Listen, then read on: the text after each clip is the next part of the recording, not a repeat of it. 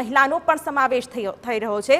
પરત ફરનારાઓની યાદીમાં પાદરાના લુણા ગામની મહિલાનું પણ નામ સામેલ છે। 1 વર્ષ પહેલા ખુશ્બુ પટેલ નામની મહિલાના લગ્ન થયા હતા અને મહિલાનો પતિ અને પરિવાર 15 વર્ષથી અમેરિકામાં હોવાનો દાવો કરાઈ રહ્યો છે। 1 વર્ષ પહેલા જ મહિલાએ અમેરિકા માટે ફાઇલ મૂકી હતી। મહિલા હાલ ક્યાં છે તે અંગે પિયરમાં કોઈ માહિતી જ નથી। છેલ્લા 15 દિવસથી પરિવારજનોનો સંપર્ક પણ નથી થયો।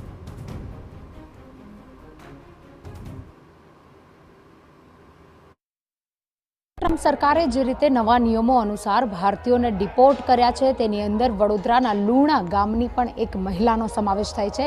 મહત્વનું છે કે આ મહિલાના 1 વર્ષ પહેલા લગ્ન થયા હતા અને તેમના પતિ અમેરિકામાં છેલ્લા 10 થી 15 વર્ષથી રહેતા હોય તેવું તેમના પરિવાર દ્વારા જણાવવામાં આવ્યું છે।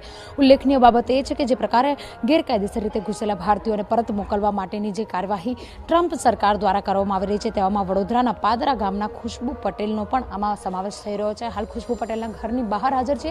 જો કે પરિવારના સભ્યો છેલ્લા 15-20 દિવસથી ખુશ્બુ પટેલ સાથે કોઈ સંપર્કમાં નહીં હોવાનું જણાવી રહ્યા છે। ત્યારે હવે જ્યારે ટ્રમ્પ સરકાર કાર્યવાહી કરી રહી છે તેની અંદર વડોદરાના પણ એક ભારતીયનો સમાવેશ થઈ રહ્યો છે। કેમેરા પર્સન રોહિત ગોયલ સાથે અંજલિ ઓઝા, TV9 વડોદરા।